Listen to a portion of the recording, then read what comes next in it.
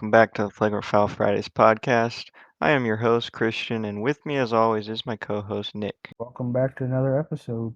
We're coming up on almost 30 episodes now. Yeah, next week, Yep, big event. don't miss out. So, there was the announcement of the Madden 27 cover today, and so we thought it would be a fun idea to do a tier list of all of the Madden covers. Uh, Aside from that, we don't have a lot of other news, but we're going to cover some college football, NFL, a little bit of NBA playoffs, and then a little bit of miscellaneous in hockey. So this should be a pretty short episode, assuming the tier list doesn't take us long. But nonetheless, let's get right into it. Okay, so one thing to note is uh, we have a lot of extra pictures here at the bottom. These are like the special editions and stuff like that. We're not going to rank every edition ever made. Um, we're not going to rank editions from other locations because some of those vary at times. But we will rank a couple variants if it's something like PS4 versus Xbox versus PS5. There's a couple of those, with cross-generation game releases, you get some of those, and they were different enough that I figured they were worth ranking. Um, so yeah, with that being said, I guess we should go over our tiers. S is going to be perfect in our opinion. Not much more you can do. A is almost perfect. B is like mid. C is okay, but not great. D is bad, and F is like absolute trash. I don't want to ever look at it again. So, reminder, we are just ranking based on the cover art. We don't care about the gameplay or anything like that. Although I do know for a fact that some of these games are near and dear to our hearts. So it's going to be a little hard to get rid of that bias, but I think we're going to be able to do it. So yeah, let's get started with Madden 2000. Oh yeah, I forgot to say, there obviously is Maddens made before 2000, but I believe they all have John Madden on the cover. So it seems like 2000 is kind of when they started doing the actual like normal covers because there is actually a variant of Madden 2000 with a football player, I believe. Yeah, But right there at the bottom, that Packers player. yep, that one. But I believe this is only released in Australia and like Europe from my research. So people don't technically count him as the first cover guy, which is weird. But nonetheless, let's move on. So Madden 2000. I like it's got a good like old school look to it. Well, But it was old school time. true. It's kind of hard to take a coach and actually make it cool looking, I feel like. But I thought it's a solid job. I'm feeling like a B or a C. I think I'll go B tier just because he's the reason there is a Madden football game. Yeah, I mean that's fair. All right, up next, we got Madden 2001. And if you don't know, this is Eddie George. Um, it's okay. I'm not a huge fan of the player kind of being like I don't know, cut out like like it's almost like it's green screened onto a white background. It's very kind of plain looking. And for that reason, I'm feeling like a C or a D even. Yeah, I think they definitely could have did a little better, especially after the stuff they showed they could do in Madden 2000, where they had the players in the background. Yeah. So what are we feeling? Like D tier? I don't feel like it's horrible. I I don't know because he's kind of doing the Heisman pose too. If you look at it in I the mean, certain I one. think all of the early ones are straight up just shots from an actual game. Hmm. So yeah, I guess C tier's fine. It's about average, maybe on the lower end of average. All right, Madden 2002, we got Dante Culpepper. Uh, Definitely an improvement from 2001. It has a little bit of a background to it, but it's nothing too crazy. I'm feeling probably B tier's fine. Yeah, I think B tier's fine as well. All right, Madden 2003. This is Marshall Falk. They do go with the white background again. However, he takes up a lot more of the screen, so I actually think it works a bit better. So I'm feeling like B tier. Yeah, I could go with B tier.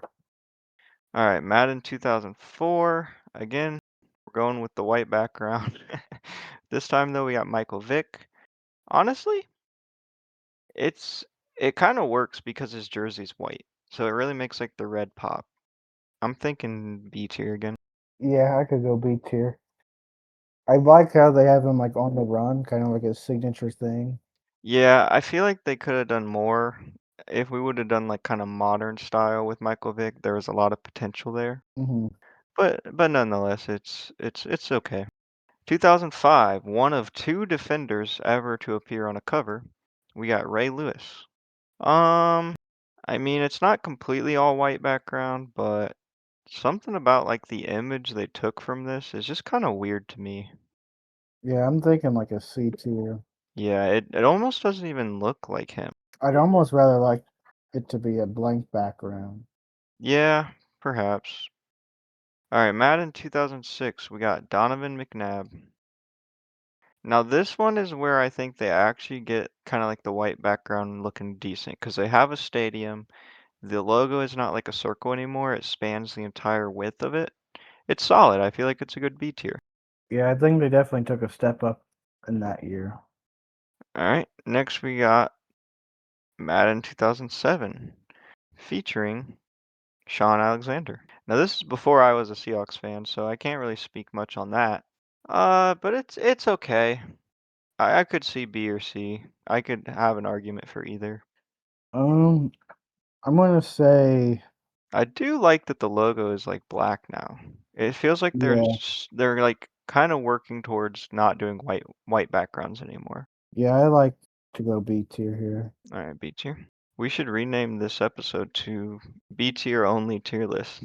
Yeah, All right, 2008, we got Vince Young. They went back to like the all white again. It's okay. I could honestly put it in C tier. I feel like it's a step down. yeah, I think C tier here because they basically just did the same thing from the previous year, but changed it to all white again. Yeah. All right. 2009, we got Brett Favre. Uh, it does have a little bit more than just white, but it's again, it feels kind of like not great, but I could see it. I could put it in B. I don't know. I'm kind of 50-50. Mm, I kind of like that they displayed him over the logo, unlike other ones. Like they actually have the football over That's that true. banner. Yeah, and the colors do pop really nice. Yeah, I think B's fine.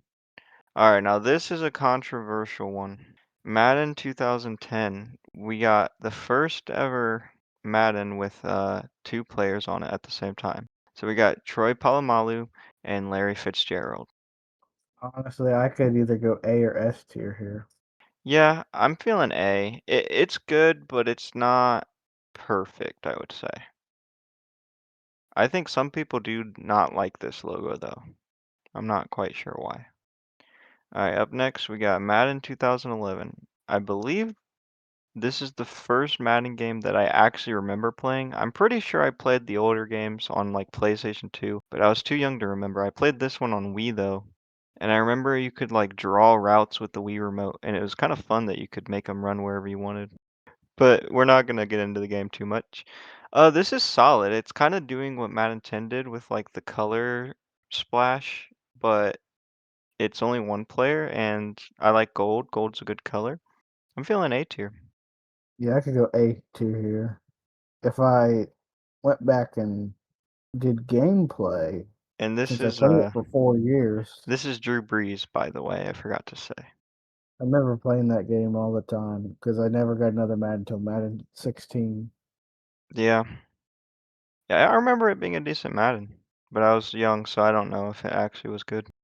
All right, next we got 2012 Peyton Hillis, who I guess the Madden curse must have hit hard because I don't remember him at all. Did he like get injured and leave the league or something? Uh, I don't remember what happened to him, but yeah, the Madden curse was like a big thing. I could go A here, but I'm honestly not a big fan of the Browns colors. I don't know if that's really against the cover itself though, you know? I'm leaning, I don't know, I'm like in between A and B tier. I think since we're both borderline, I think we just throw it in B. Alright. because I think the next one's got to go A tier. Yeah, next up we got 2013 Calvin Johnson. It's good, but it does look kind of very edited. It doesn't look Hmm. super natural. So A tier's fine. It could have been much better, but it's not bad. It's definitely one of the better ones we've seen so far. All right, Madden 14, aka Madden 25. So we have two covers here, one for the PS3 and Xbox, I believe, and then one for the PS4. Now this PS4 I actually bought. Well, I didn't buy it, my dad did. Day one of the PS4's launch. And I remember liking this game quite a bit. But regardless, we're ranking the cover. Now I do like that they kind of mix it up here. This really feels like a next generation console change that needed to happen. Is it amazing? No. But I think because it's so different from all the white backgrounds, I have to put it in A tier. Yeah, I think I'm gonna go A tier as well. But it's like not really that great, to be honest, if we're just taking it at face value. The problem is when as soon as you compare it to the others, it is a big step up. And then we have the PS3 and Xbox edition. Actually, I don't know if the Xbox had Adrian, but I do know for a fact this is on PS3 edition. So we get, did I say this one was Adrian Peterson? I think I did, right? I think so. I don't remember. And then this, of course, is Barry Sanders. It's good. I could go A or B. Yeah, I could go A or B either. Or also not either. I think we go A. All right, Madden 15. For me, this is one of the most forgettable games of the series. I don't remember it being good, and I don't think I owned it. But I'm a big Richard Sherman fan. However, I don't love it. I don't think it was executed as well as it could have. I could go B tier here. Yeah, I agree.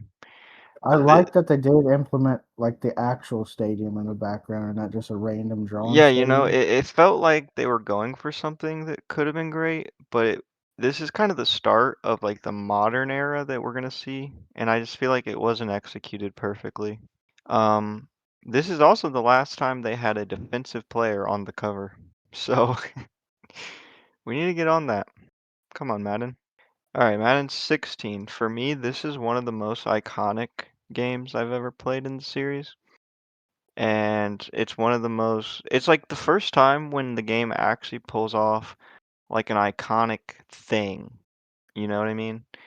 Like Hmm. all the other ones are just them kind of standing, whereas this is a rendition of Odell's one-handed catch. Obviously, it's not exactly the same. He was a bit more leaned back, but the idea is there. I could go S here, honestly.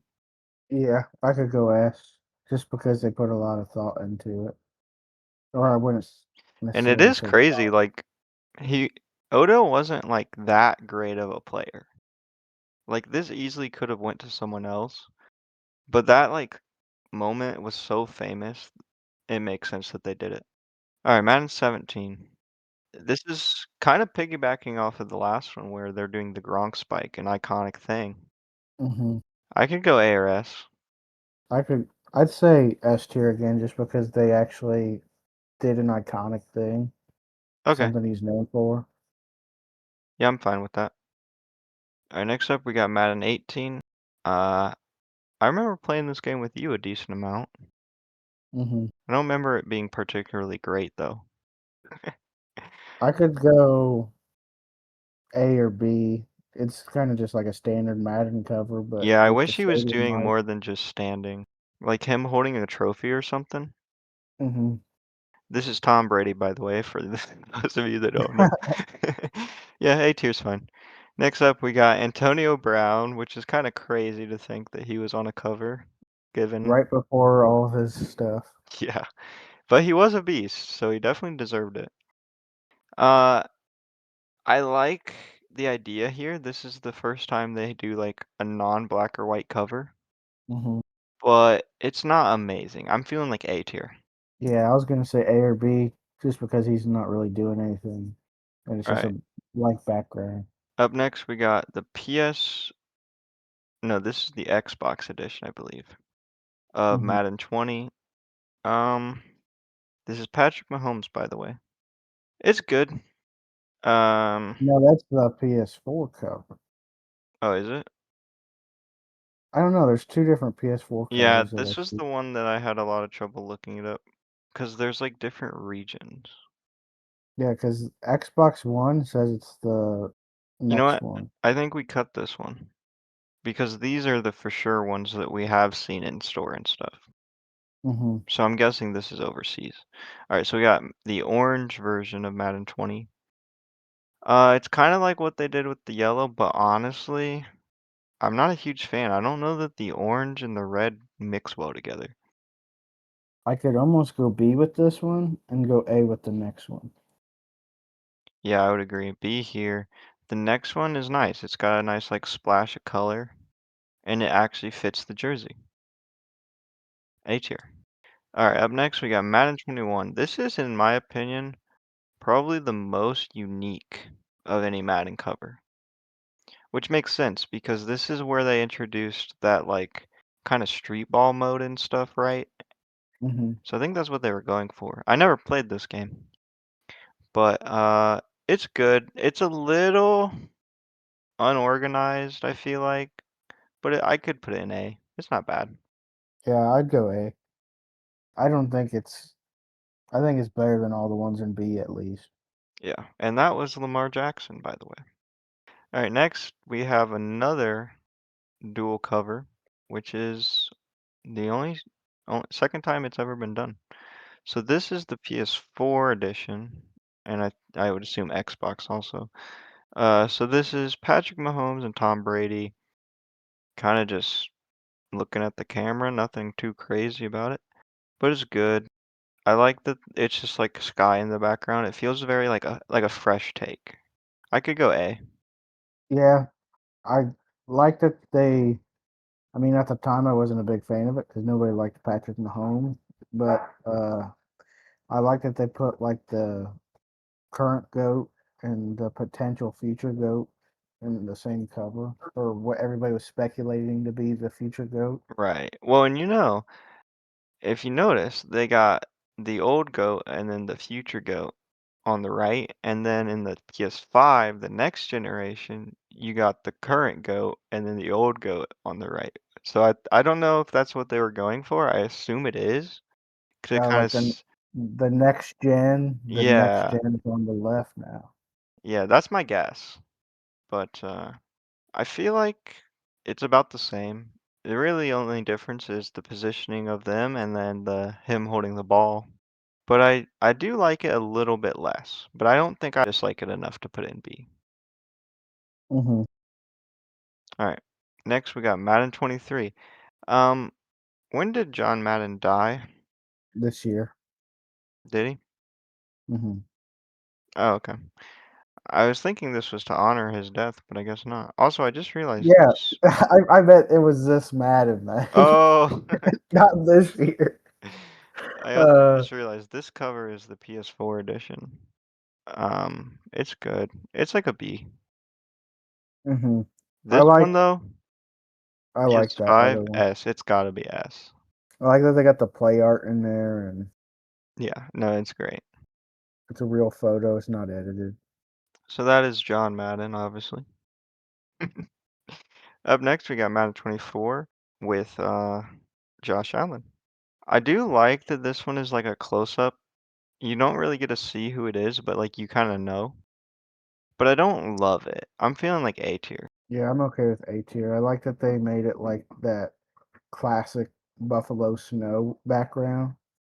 Yeah, I like the idea behind it though. All right, Madden 25, one of the most forgettable Maddens, I feel like. Honestly, I feel like this was poorly executed given the player that they got on it. You could have done so much cooler things, I feel like. Yeah, I could go probably B tier compared to Yeah, all the other recent Maddens. yeah, I would agree. Madden 26. All right, now this is going back. Oh, I forgot to say, this is Christian McCaffrey, by the way. Madden 26, we got Saquon Barkley. Saquon Barkley. And this is going back to people doing their like iconic things. And it's funny because this isn't really iconic until that year, you know? It's kind of like Yeah. a Madden 16 situation. But it's sick. It's probably A or S tier, I would say. I'd say probably S tier Yeah, no complaints there. because they even got the actual player he jumped over for that. I'm pretty sure they did. I'm pretty sure that's a generic jersey. I guess it was against the Jaguars, but I think if you look closely, you can't see the Jaguars logo, which has always bothered me. But we're gonna ignore that. And now we got Madden 27, and there's two versions that they showed. They didn't really confirm which version's actually gonna be on. Actually, I think this might be the deluxe edition, right? Yeah, that's the deluxe, and then the other one is the. I guess for the sake of it, we can just say we can rate both. I don't have a picture of the normal, but the normal one is him doing like a splits in the air with Chicago in the background. It's Kind of okay. It's kind of kind like of a weird. Jordan Jumpman logo. Oh yeah, I never noticed. Yeah, that makes sense. It's kind of weird though. Mhm. I'm feeling like A or B tier for that. I'm gonna say A tier just because they put the Chicago skyline. I Okay, kind that's of fine. like that. And then the deluxe edition, I'm feeling S tier. I mean, this is like what they did with Josh Allen, but better. They got snow in the background to signify Iceman. They got him doing his iconic celebration. He's got his fingernails painted, so it feels very real to him, you know? Mhm. Yeah, Um, I'm okay with S tier. but honestly, I'm not fully sure why they picked Caleb Williams, considering like Matthew Stafford won MVP. Matthew Stafford, JSN. JSN went off, Seahawks won the Super Bowl. You could even make an argument for Kenneth Walker. I mean, They honestly should have done Miles Garrett since he set the sack record. yeah, there's a lot of options, but putting that aside, this is a sick cover, and so I get why they picked him. Now here's my question. Will the Madden curse affect him, or is the Madden curse already in effect because Chicago is not playing in Chicago anymore? I don't know. All right, so that's the end of our tier list. I think our main takeaway is that the newer covers are better than the older covers, and there's nothing that's like absolutely terrible.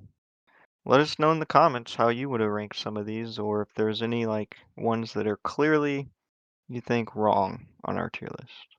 Yeah, and let us know if you agree with our S tier. And so today we only have one, I guess, one bit of news for Ball and Order. So this was released today, Wednesday, the day we're recording. The Santa Clara County District Attorney's Office issued a warrant for the arrest of Brandon Ayuk on a misdemeanor charge of exhibition of speeding. So the warrant is in reference to a video of him posted to YouTube in December in which he appears to tape himself from the driver's seat going well over the posted 40 miles per hour speed limit on a road that runs past the 49ers stadium. So they're I don't know if they can do any legal action. I would assume since there's proof that he was going well over 40, but kind of dumb on his part to do that. The amount of dumb things that are recorded nowadays is kind of absurd. And now we're gonna move on to the college football segment. We've talked about them the last couple weeks now. Honestly, I kind of hope we can stop talking about them eventually.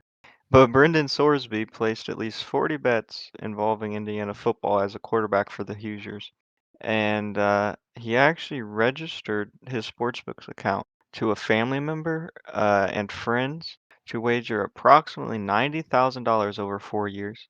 And then he also continued to gamble after transferring from Cincinnati to Texas Tech in December, according to the court documents released Friday, I believe. And the documents say basically that he transferred large sums of money to his friends to fund his betting. That's kind of like how he got away with it for a little bit. I guess he also was diagnosed with a gambling and anxiety disorder, and he completed a 35-day rehab at some place in Arizona. I mean, I guess that's good, I guess, but it feels like there should still be consequences. Mhm. But I guess his attorneys are basically trying to argue that the prosecutor should treat his addiction like any other mental health condition. So they want to mitigate some of the penalties. Um, yeah, I guess we'll see what ends up happening. Yeah, I saw the NCAA is like really trying to fight this and not let him have another year of eligibility because of it. I mean, honestly, not having a year of eligibility is like best case scenario, I feel like, in terms of possible punishments. I feel like this is easily something he could spend like jail time for. Hmm. And in other college football news, we sadly have to report that Gavin Yates Lyons, a freshman defensive back on the Ball State football team, has died at the age of 18.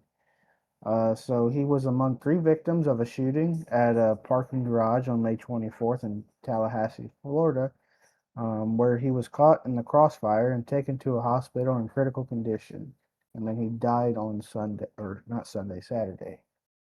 Yeah, this was kind of shocking when I saw it.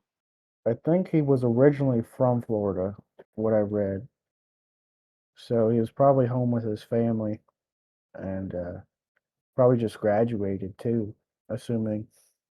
Yeah, I don't know if he was going into his freshman year, or I guess he'd have to be, right? Hmm. Yeah, so that's unfortunate.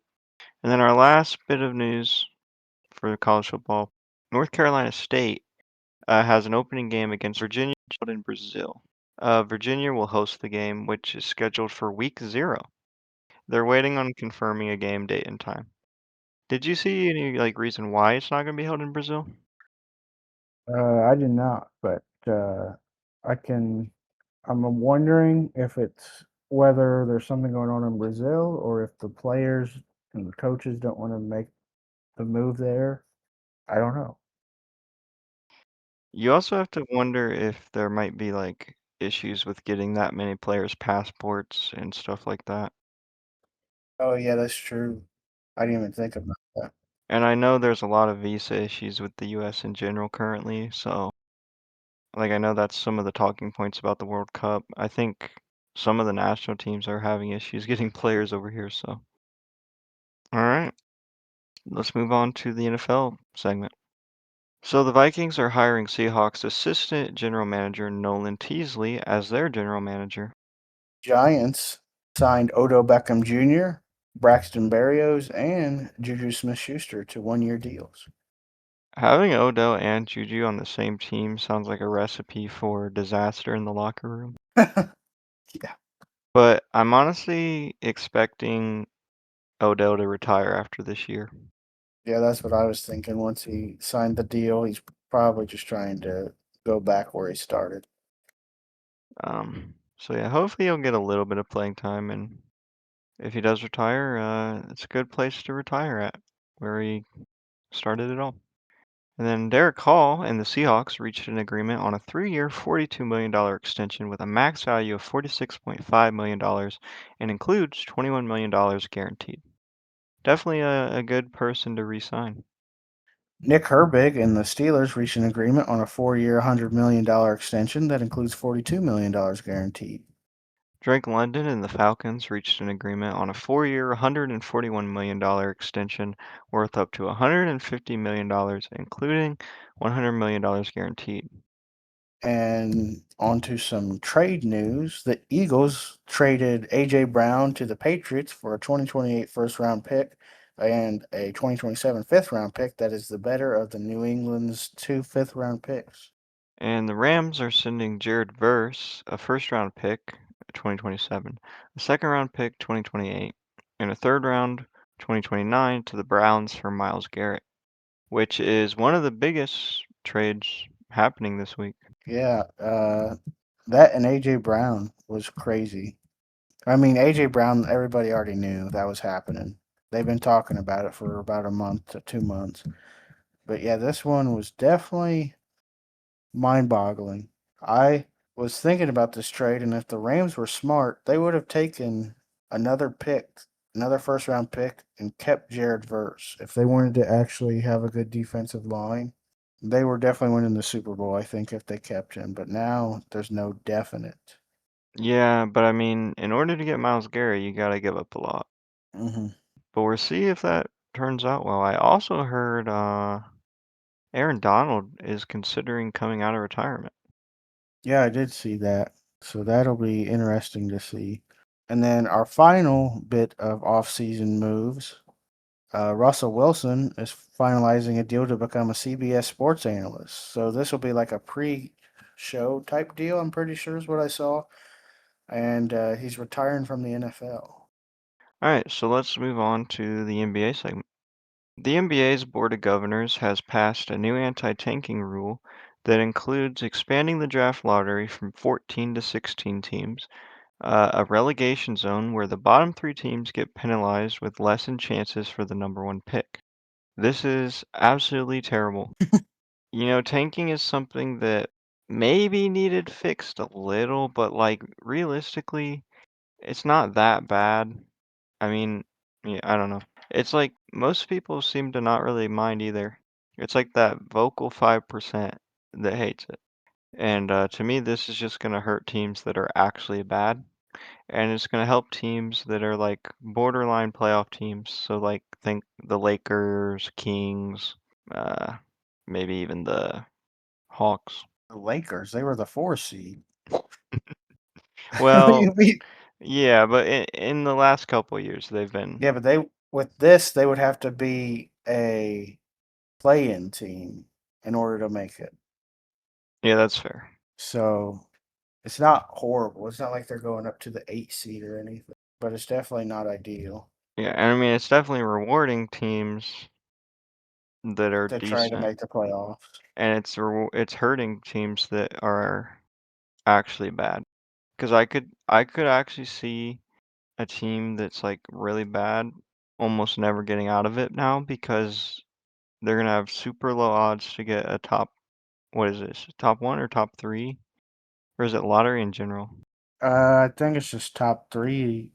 Oh, it's number one pick. Okay. So like you can still get the number two and three or whatever, but missing out on the number one pick when it could be someone generational is kind of unfortunate for those teams. I also wonder how this might affect for new teams, like if they bring back the Supersonics and stuff. Because we've seen in the past when you add new teams, they sometimes can struggle. I mean, we see this with the Charlotte Bobcats slash the Hornets, right? Mhm. And I could see, I mean, the NBA probably won't let it happen, but I could see those teams straight up going bankrupt if they just continue to struggle year after year. Yeah, I could see that.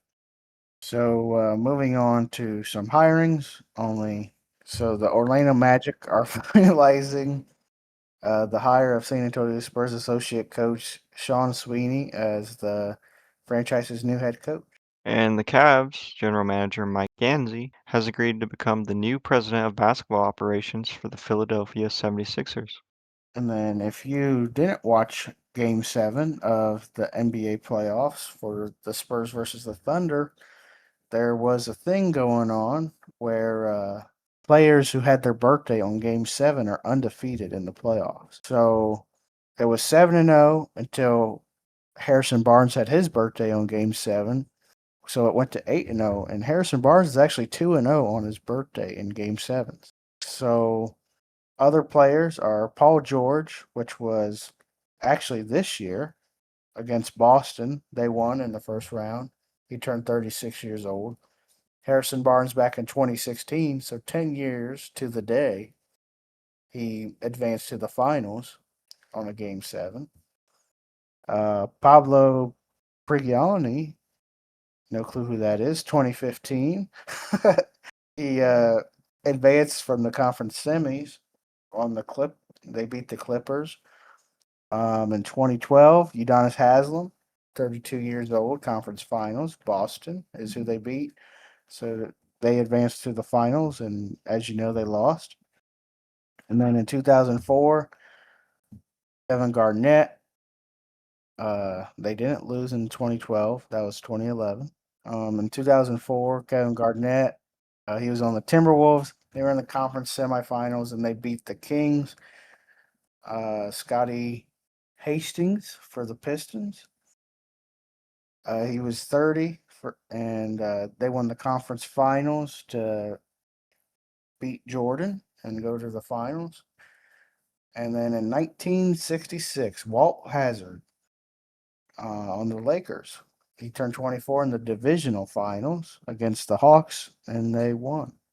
Yeah, and it is weird that Harrison Barnes is the only person to ever do it twice, and it was in the conference finals on the same day. Well, Well, yeah, his birthday only happens once a in the year. conference finals against OKC. That's crazy. Hmm. But I will say this is kind of a weird stat because there's a lot of players that can't apply to because of when the playoffs take place, you know. Yeah, like LeBron, When's his birthday? December 31st, or no, December 30th, Why do you know that? because we share the same birth month. So do I, but I don't know it. Because LeBron's super fan. Yeah, Glazer. And on a kind of similar note, the Thunder were 4-0 in home game sevens since moving to OKC until that game seven. A lot of people didn't think it was going to happen, but it ended up happening. And I will say, seeing like everyone hug after the game and Wemby crying, you really get the sense that that team is, I don't know, like a feel-good story, and a lot of people are calling them a very like ethical team, right? That's why a lot of people were rooting on OKC's downfall. Honestly, I'll be happy if the Knicks or the Spurs win, but I know it should be a good finals. I'd think. And then, so this will be the eighth straight season a new champion will be crowned. So the past 8 seasons since 2019, going all the way back to the Toronto Raptors beating the Warriors. That's when it started. And then the Lakers beat the Heat, the Bucks. They beat the Mavericks. No, I'm gonna stop talking about what teams beat who because I forget. The Bucks won in 2021. The Warriors won in 2022. The Nuggets won in 2023, and the Celtics won in 2024. Obviously, the Thunder won last year, and this year's between the Spurs and the Knicks. The Knicks returned to the finals for the first time since 1999, and this is a Spurs Knicks rematch from 1999. I mean, the closest team would have been the Warriors then, because it would have been 2018 and 2022. Yeah, But since they're starting this from 2029, then yeah, from when? 2029. 2019. Uh, Hey, 2029 NBA champion is gonna saying be you're going to be? the Sonics. Mm, You heard it here first. That's if they're a team by then. Oh, they will be. Well, maybe not actually. It's probably about 50-50. I'm also realizing that's a lot closer than I thought. Maybe 2032. Anyways, something kind of crazy happened this week. Steph Curry recently became a free agent in the shoe market, if you remember. A couple months ago we talked about that. Uh, he signed a 10-year deal with Li Ning, a Chinese company. It was reportedly for about $400 million. And I saw a lot of people talking about how this is stupid, but it makes complete sense to me. I mean, he's about to retire, he's about to make bank, and I heard that they're actually like very comfortable and well made. So he kind of put Under Armour on the map a bit in terms of basketball at least. I think he could do it for this too. And he has worn 'em a little bit in the past from what I saw. I don't know that they were signature shoes per se, but I would have to say the designs are pretty decent from what I saw. Mm-hmm. I don't know. I haven't seen it, but I take your word for it. What are your thoughts on it? I mean, good for him for finding a shoe deal that is paying him well. And I saw that it's going to give him better global impact, I would say. Yeah. Here's one of the shoes I just pasted in for you. Oh, that's not too bad. They often come in like pinks and purples, which is kind of what Curry wears a lot. So honestly, they're kind of reminiscent of the newer Currys, I would say. Hmm. So yeah, I could see myself picking up a pair if they're as comfortable as they say. And then the Spurs and the Thunder game 7 was the most viewed game ever on NBA on social media, with 2 billion plus views. Yeah, between multiple videos and Yeah. account. I wonder if that includes our video. Well, I don't know if it counts like non-footage of it. because we talked about it, but we never recorded it. Oh yeah, that's true. I don't know. Anyways, let's move on to our last segment, miscellaneous. Quick update on some hockey. The Golden Knights beat the Hurricanes 5-4 yesterday to take a 1-0 lead in the series.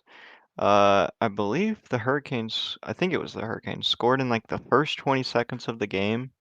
So, high scoring game too. Seems like it was a good game. Probably a sign of things to come. This might be a decent series, a battle almost. In other news, Alimber Santa became the first player since Bumpus Jones in 1892. You may remember him. When I personally didn't watch him, but he's the first player since Bumpus Jones to participate in a no hitter during his MLB debut. So after Tasuya, he pitched 6 innings, and then Stephen Okert pitched 1 inning, which meant they were through 7 innings, and Alimber Santa was given his first big league debut with the Astros, and there was only 6 outs remaining at this point. Um, and he secured the 18th no hitter in Astros history by retiring all 6 batters. And um, after the game, the MLB debut patch was removed from his jersey and will be placed inside a 101 trading card. Yeah, I mean, talk about pressure. I assume he's like our closing pitcher. Yes. Yeah, that's a lot of pressure as a debut. Uh, but that's cool. I hope I get that trading card, even though I'm not gonna open card pack. In soccer news or football, however you want to call it, I won't judge. PSG won their second Champions League in a row against Arsenal. The game was 1-1, and then they ended up winning 4-3 in penalties. And I believe Arsenal is one of the only, actually maybe the only team that's made multiple Champion League championships and never won. So it's rough for them. But they did win the Premier League, so can't be too sad if you're an Arsenal fan. Big day for France though. Yeah. Wemby won Game 7 and PSG won the Champions League. And then we have to sadly report that Claude Lumineau, who won the Stanley Cup 4 times during a memorable NHL career, has died. NHL Alumni Association announced on Thursday that he was 60 years old when he passed. So we also have to sadly report that he died by suicide. So the Palm Beach County Sheriff's Office said that deputies responded just after 3 a.m. to the scene of an apparent suicide at a furniture store showroom in Lake Park, Florida. The sheriff's office said that the victim was believed to be Lumino and said he was found in a rear warehouse by one of his sons. Just 3 days before, Lumino was the Montreal Canadiens torchbearer before Game 3 of the Eastern Conference Final at Bell Center. Yeah, pretty unfortunate situation. Something that doesn't really get talked about much is that I believe the elderly actually have the highest rates of suicide of any age in terms of like per population number. So obviously there's less total elderly than younger people, but the rates are much higher given that smaller population. And I don't know if that accounts for the fact of like accidental stuff because of, like dementia or something. But regardless, it's something that's not talked about much. So, yeah, mental health doesn't go away no matter the age. So, Yeah, and this month is actually Men's Mental Health Awareness Month. oh yeah, it is. It's also another month, June. It's June. Juneteenth is coming up in a couple weeks. That's true. And that's all we got for you today. And we hope you enjoyed this episode. Yeah, we appreciate you guys for listening as always. Yeah, leave a comment what special episode we should do because uh, we're not running out of ideas per se. But we're running out of seasons. The NBA's almost over. That's true. So we need some good special segments to carry the episode, for when we So we don't may have much have a news. Yeah, we may have a down couple months, so we may just have to do special segments. Yeah, or we just do 1v1 basketball and we announce the news while we're playing. How's the news while we're I mean, playing? picture it, right?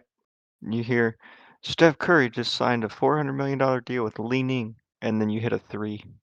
Kind of go hard. Yeah, that's how we should do it. Except it wouldn't be a 1v1. We just do random shots. That's true. And then it takes us about triple the time to record. Probably. Probably longer to edit too. Yeah, maybe we don't do that. I don't know. Either way, leave a comment, let us know. I look forward to watching the NBA Finals. They start Tonight. tonight. Dang. I predict someone will win tonight. All right, with that being said, we will see you guys next episode. Yep. Keep your stick off the ice Off the ice. because hockey season's almost over. Yeah, don't slip and fall. True.